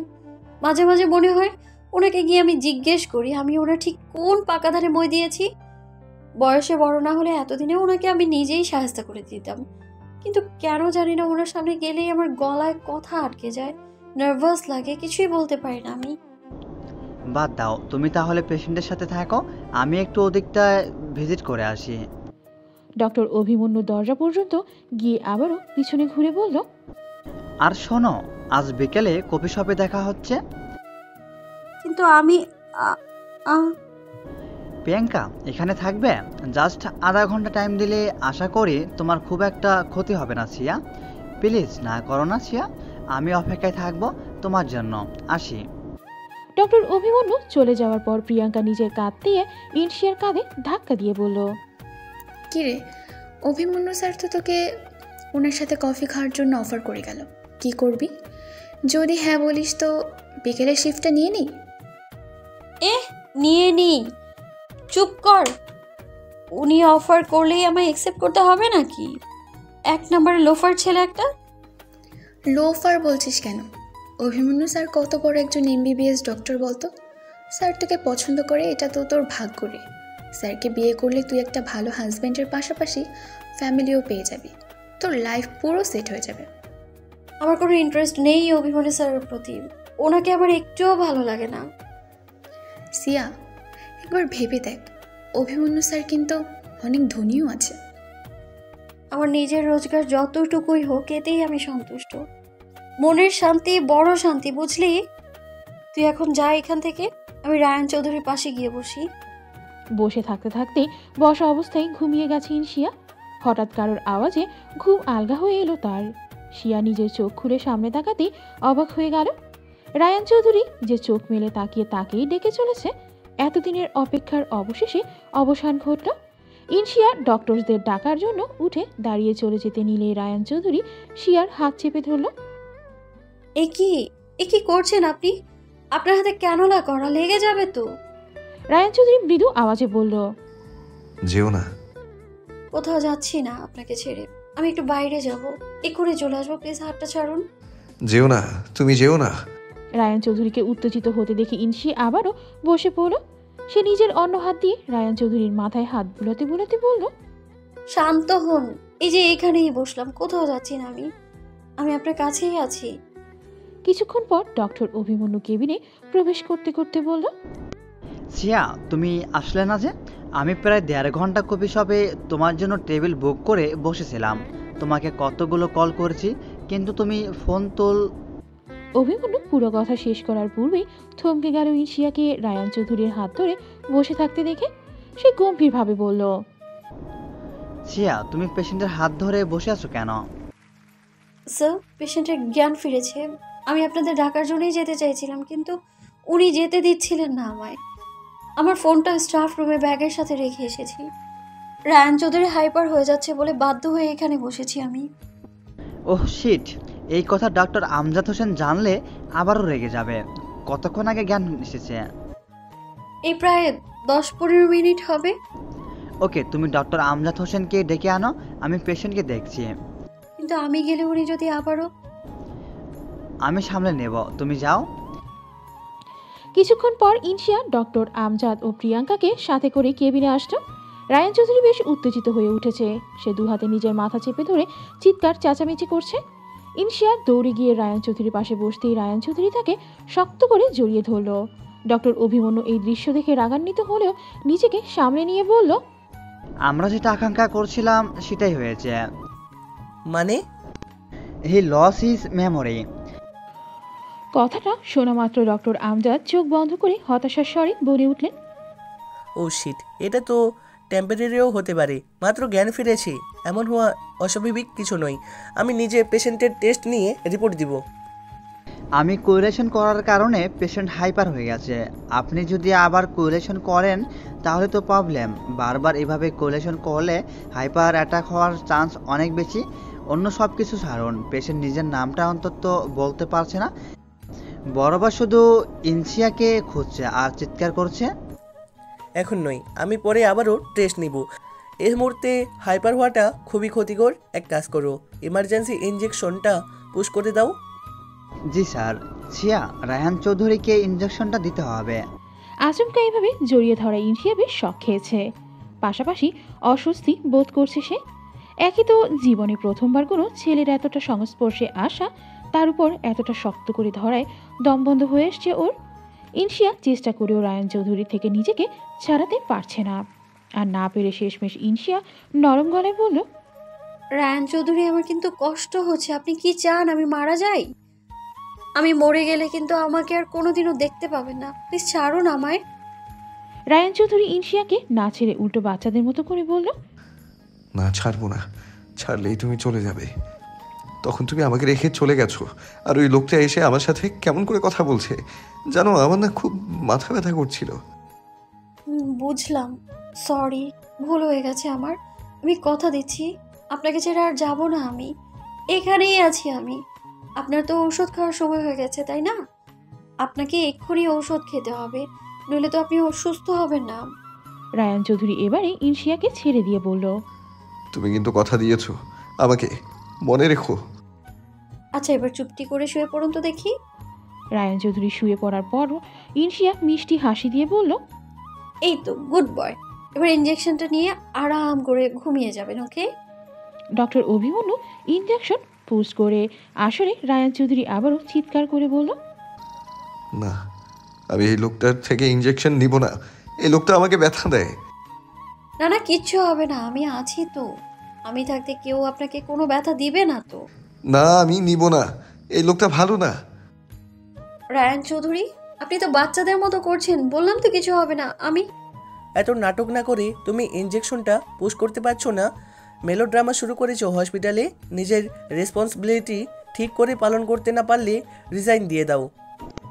সিয়া, তুমি বরং ইনজেকশনটা করো। ইনশিয়া কোনো কথা না বলে ইনজেকশনের সিরিঞ্জটা হাতে নিল। মিস্টার চৌধুরী, একটু ব্যথা লাগবে, কিন্তু চিৎকার করা যাবে না। যদি চিৎকার করেন তাহলে কিন্তু আমি চলে যাব। রায়ান চৌধুরী ইনশিয়ার এক হাত ধরে বলল, না, তুমি কোথাও যেও না, আমি একটু চিৎকার করব না। আপনি অন্যদিকে তাকান, আমি 1 সেকেন্ডের মাঝে কাজটা সেরে ফেলবো। আপনি সুন্দর করে ভালো ছেলের মতো ঘুমিয়ে পড়বেন। এরপর তারপর আপনি কি কি দেখলেন সব আমায় বলবেন, কেমন? কথা বলার মাঝে ইনশিয়া দক্ষতার সাথে ইনজেকশনটা পুশ করে দিল। এই তো ডান। এবার ভালো ছেলের মতো ঘুমিয়ে যান তো দেখি। আমি আপনার মাথায় হাত বুলিয়ে দিচ্ছি। রায়ান চৌধুরীর প্রতি ইনশিয়ার এত কেয়ার দেখে ডক্টর অভিমন্যুর রাগ নিজের হাত দুটো মুঠো করে অন্যদিকে ঘুরে দাঁড়ালো। প্রিয়াঙ্কা দাঁড়িয়ে থেকে একবার একে তো আরেকবার ওকে এভাবে সবাইকে নোটিস করছে। কিছুক্ষণের মধ্যেই রায়ান চৌধুরী ঘুমিয়ে গেলে ডক্টর আমজাদ ইনশিয়ার উদ্দেশ্যে বললেন, নিজের লিমিট কখনো ক্রস করো না। পেশেন্টের সাথে বেশি ঘনিষ্ঠতা ভালো নয়। স্যার, আমি তো শুধু ওনাকে শান্ত করার জন্য। নিজেদের জেন্ডার ভুলে যেও না। আশা করি আমার কথার অর্থ তুমি বুঝতে পেরেছো। আমার ওয়ান করা উচিত ছিল, আমি সেটা করেছি। এবার বাকিটা তোমার উপর। পরে কোনো প্রবলেমস হলে কর্তৃপক্ষকে দায়ী করতে পারবে না। কথাগুলো বলি ডক্টর আমজাদ হোসেন প্রস্থান করলেন। তিনি চলে যাওয়ার পর ডক্টর অভিমন্যু বলল, সিয়া, স্যার কিন্তু ভুল কিছু বলেনি। আজকে যেটা হলো এটা যে পুনরাবৃত্তি ঘটবে না তার কোনো নিশ্চয়তা নেই। তুমি যদি এগুলোকে প্রশ্রয় দিতে থাকো তাহলে এটা কিন্তু একসময় পেশেন্টের অভ্যাসে পরিণত হবে, তখন ব্যাপারটা আরও জটিল হয়ে যাবে। তাই বলছি কি, তুমি নিজেকে প্রোটেকশন রাখো, ডিস্টার্ব মেনটেন্স করো। আর যদি বলো তো আমি স্যারকে রিকোয়েস্ট করে তোমাকে অন্য কোনো পেশেন্টের জন্য অ্যাপয়েন্ট করে দেব, কারণ নিজের সেফটি সবার আগে। এতক্ষণ যাবৎ ডক্টর অভিমন্যুর বলা কথাগুলো চুপচাপ শুনছিল ইনশিয়া। এবারে সে মুখ খুলল। অভিমানীয় স্যার, আপনাকে অসংখ্য ধন্যবাদ আমাকে নিয়ে এত ভাবার জন্য। কিন্তু আপনার হেল্পের কোনো প্রয়োজন নেই আমার। আমি নিজেই সবটা সামলে নিতে পারবো। যদি কখনো কোনো প্রবলেম হয়ও তবুও আমি নিজেই সবটা সামলে নিতে পারবো। আমাকে নিয়ে এত চিন্তা করার কোনো প্রয়োজন নেই আপনার। বাট সিয়া, আপনার কাজ যদি হয়ে গিয়ে থাকে তাহলে এবার আসতে পারেন। আর যদি কিছু বলার থাকে তাহলে দ্রুত সেটা বলে নিজের কাছে যান। আর একটাই কথা বলা ছিল শুধু। বলুন। রায়হান চৌধুরীর থেকে একটু দূরে দূরে থাকার চেষ্টা করিও। আমি এখন আসি, পরে আবার আসবো। অভিমন্যু চলে যাওয়ার পর প্রিয়াঙ্কা ইনশিয়াকে জাপটে জড়িয়ে ধরল। আরে আরে, কি করছিসটা কি? ছাড়। আরে ইয়ার, what a jealousy, what the scene, what the changing. কি আবল তাবল বলছিস এসব? ডক্টর আমজাদকে দেখেছিস? আজ তোর সাথে কি ভালো ব্যবহারটাই না করলো। কি কেয়ার বাপ্পা। ওনার মতিগতি আমি বুঝি না, জানিস? আমি জানি উনি আমার খারাপ চান না, কিন্তু পদে পদে অপমান করতেও ছাড়েন না। কারণে অকারণে উনি যেভাবে আমাকে বকাঝকা করেন, আমার তো মনে হয় উনি আমাকে পার্সোনালি অ্যাটাক করেন। Personal attack? বাট তোর সাথে ওনার পার্সোনাল কি শত্রুতা আছে? জানি না, বাদ দে। আচ্ছা, আর কি যেন বলছিলি? বলছিলাম যে অভিমন্যু স্যার কিন্তু আজ হেভি জেলাসি ফিল করেছে। কেন? ওই যে রায়ান চৌধুরী তখন থেকে ওভাবে জড়িয়ে ধরলো না, তখন তো অভিমন্যু স্যারের চেহারাটা জাস্ট দেখার মতো ছিল। ইনশিয়া বিরক্তিতে টসূচক শব্দ উচ্চারণ করলো। ওই ব্যক্তির নাম নিস না তো, বিরক্ত লাগে আমার। তাহলে কি রায়ান চৌধুরীকে ভালো লাগে তোর? হাতটা সিন ক্রিয়েট করলি তোরা। How romantic. Shut up. একজন অসুস্থ ব্যক্তিকে নিয়ে এইসব উল্টাপাল্টা কথা বলতে লজ্জা করে না তোর? যা বাবা, লজ্জা লাগবে কেন? আমার যেটা মনে হলো সেটাই তো বললাম। এরকম বাজে মন রাখিস কেন? যত সব। ইনশিয়া উঠে গিয়ে রায়ান চৌধুরী পাশে বসল। তলে তলে টেম্পো চালাও बहन जी, हम है तुम्हारा साथ। নার্স আর পেশেন্টের মধ্যে প্রেম, বাহ क्या बात है। কথাগুলো বলেই দৌড়ে কেবিন থেকে বেরিয়ে গেল প্রিয়াঙ্কা। সময়ের সাথে সাথে এবং ইনশিয়ার যত্ন আত্মীতে রায়ান চৌধুরী এখন স্বাভাবিকভাবে বেশ সুস্থ। সেই সাথে এতদিনে রায়ান চৌধুরী ও ইনশিয়ার মাঝে বেশ একটা গভীর বন্ধুত্বপূর্ণ সম্পর্ক তৈরি হয়েছে। যেটা মোটেও মেনে নিতে পারছে না ডক্টর অভিমন্যু। রায়ান চৌধুরীর সাথে ইনশিয়ার এই ঘনিষ্ঠতা বেশ পীড়া দিচ্ছে তাকে। সে যত চেষ্টা করেও পারেনি এদের দুজনের মাঝে দূরত্ব সৃষ্টি করতে। ডক্টর অভিমন্যু নিজের চেম্বারে বসে ক্রোধে ফেটে পড়ছে। তার অ্যাসিস্ট্যান্ট তুষার চেম্বারে প্রবেশ করে বলল, স্যার, অনেকগুলো পেশেন্ট বাইরে ওয়েট করছে আপনার অ্যাপার্টমেন্ট নেওয়ার জন্য। কে বলেছে আজ অ্যাপয়েন্টমেন্ট করতে? আজকের সবগুলো অ্যাপয়েন্টমেন্ট ক্যান্সেল করে দেয়। উত্তেজিত হবেন না স্যার, এখন ওরা চলে এসেছে। আমি কি করে ওদেরকে এখন বলে দে ডাক্তার আজ ব্যস্ত আছেন। কিন্তু স্যার, দেখ তুষার, আমার মাথা কিন্তু একদম ঠিক নেই। আজ পেশেন্টের দেখা মানে তাদের প্রাণের ঝুঁকি বাড়ানো। দয়া করে আমাকে ফোর্স করিস না। কি কারণে আপনি এত রেগে আছেন জানতে পারি কি স্যার? না মানে আমি যদি কোনোভাবে আপনাকে হেল্প করতে পারি তাই আর কি। অভিমন্যু উঠে দাঁড়িয়ে টেবিলের উপরে থাকা গ্লোভসটা ছুঁড়ে ফেলে দিয়ে চিল্লিয়ে বলে উঠল, ইনসিয়া আমার থেকে দূরে সরে যাচ্ছে। আমাকে ইগনোর করার সাহস কোথা থেকে পায়ও? একজন পেশেন্টের সাথে এত ঘনিষ্ঠতা কিসের? সবসময় দুজনকে একসাথে চিপকে আছে। কি মনে করে ও নিজেকে? লিমিট ক্রস করে যাচ্ছে দিনকে দিন। I just Kant tolerate this. আমরা তো জানি স্যার আপনি ইনশিয়াকে কতটা পছন্দ করেন। সবাই জানে, বোঝে, শুধুমাত্র ও ছাড়া। ও তো বোঝার চেষ্টাই করে না কখনো। 2টা বছর হলো আমি ওকে বোঝানোর চেষ্টা করছি, কিন্তু ও বুঝতে চাইতেছে না। এখন পেয়েছে ওই পেশেন্ট রায়হান চৌধুরীকে। দিন রাতে সব সময় ওই কেবিনেই পড়ে আছে। রায়হান চৌধুরীর সাথে মেলামেশা আজকাল একটু বেশি বেড়ে গেছে। ও কি ভুলে গেছে নাকি রায়হান চৌধুরী একজন মেমোরিয়াল ব্রেন ওয়াশ পেশেন্ট? বুঝতে পারছি স্যার। আচ্ছা, রায়হান চৌধুরী তো এখন ফিজিক্যালি একদম ফিট, আপনারা ওনাকে ডিসকাস কেন করছেন না? ও শালা তো নিজের নাম পরিচয় ঠিকানা কিছুই জানে না। ডিসচার্জ করেই বা কি করব? যাবে কোথায়? কখনো এক ছেলে এসে হসপিটালের অ্যাকাউন্টে টাকা জমা দিয়ে ওটাকে অ্যাডমিট করিয়ে দিয়ে গেছে। আজ পর্যন্ত কোনোদিন কোনো খোঁজখবর নেয়নি। রায়হান চৌধুরী এখনও মেমোরি ফিরে আসবে কি না সেটার তো কোনো গ্যারান্টি নেই। এই কারণে আজীবন ওনাকে হসপিটালে রাখবেন নাকি? এটা তো সম্ভব নয় স্যার। এটা তো কখনোই পসিবল নয়। তবে অ্যাকাউন্টে যদি টাকা শেষ হয়ে গিয়ে থাকে তাহলে রায়হান চৌধুরীকে রিলিজ করে দিতে আমার বাধ্য। এটা একটা বেসরকারি হসপিটাল। টাকা ছাড়া বিনামূল্যে কোনো পেশেন্টকে রাখা সম্ভব নয়। আমার কাছে একটা আইডিয়া আছে স্যার। এতে সাপও মরবে আর লাঠিও ভাঙবে না। মানে রায়হান চৌধুরী থেকে ইনশিয়াকে আলাদা করার এটাই মোক্ষম উপায়। কি করতে চাইছিস তুই? কোনোভাবে এখনই যদি রায়হান চৌধুরী নামে থাকা অ্যাকাউন্টে সব টাকা শেষ হয়ে যায় তাহলে কি হবে? আমি কি বলতে চাইছি বুঝতে পারছেন তো স্যার? তুষারের কথা শুনে ডক্টর অভিমন্যু তুষারকে জড়িয়ে ধরে বাহবা দিয়ে বলল, সাব্বাস তুষার, এই প্ল্যানটা আমার মাথায় আগে কেন আসেনি? শোন, তুই কোনোভাবে ওই অ্যাকাউন্টে সবগুলো টাকা সরিয়ে ফেল, বাকিটা আমি দেখছি। ইনশিয়া আজ থেকে তো আমাকে ইম্পোর্টেন্স দিতে হবে, কারণ তোমার রায়হান চৌধুরী তো আজকেই তোমাকে ছেড়ে আজীবনের জন্য চলে যাবে। কথাটা বলে শয়তানি হাসি দিল ডক্টর অভিমন্যু। কিন্তু স্যার, ডিসচার্জ করার পর রায়হান চৌধুরী যাবে কোথায়? যেখানে খুশি যাক, আমাদের কোনো দায় নেই। মরলো কি বাঁচলো আমাদের তো কিছু যায় আসে না। ট্রিটমেন্ট কমপ্লিট, অ্যাকাউন্ট ফাঁকা, পেশেন্ট ডিসচার্জ, ব্যাস এতটুকুই তো। আমি ওই রায়হান চৌধুরীকে আর এক মুহূর্ত হসপিটালে রাখতে চাই না। তুই গিয়ে তাড়াতাড়ি কাজটা সেরে ফেল, যা। স্যার। প্রতিদিনের মতো আজকেও ইনশিয়া রায়ান চৌধুরীর সাথেই ছিল। সে বসে থেকে রায়ান চৌধুরীকে স্যুপ খাওয়াচ্ছে। তখনই প্রিয়াঙ্কা ছুটে এসে বলল, সিয়া, সর্বনাশ হয়ে গেছে। কি হয়েছে? এমন হাঁপাচ্ছিস কেন? আমি মাত্র শুনে আসলাম হসপিটালের অ্যাকাউন্টে রায়ান চৌধুরীর নামে যে টাকাগুলো পে করা ছিল সব শেষ। মানে? আমি তো এরকমটাই শুনে আসলাম। এখন কেউ রায়ান চৌধুরীকে হসপিটালে রাখতে চাইছে না। জানিসই তো এটা প্রাইভেট হসপিটাল। এভাবে একজন পেশেন্টকে কিভাবে বের করে দিতে পারে আজব?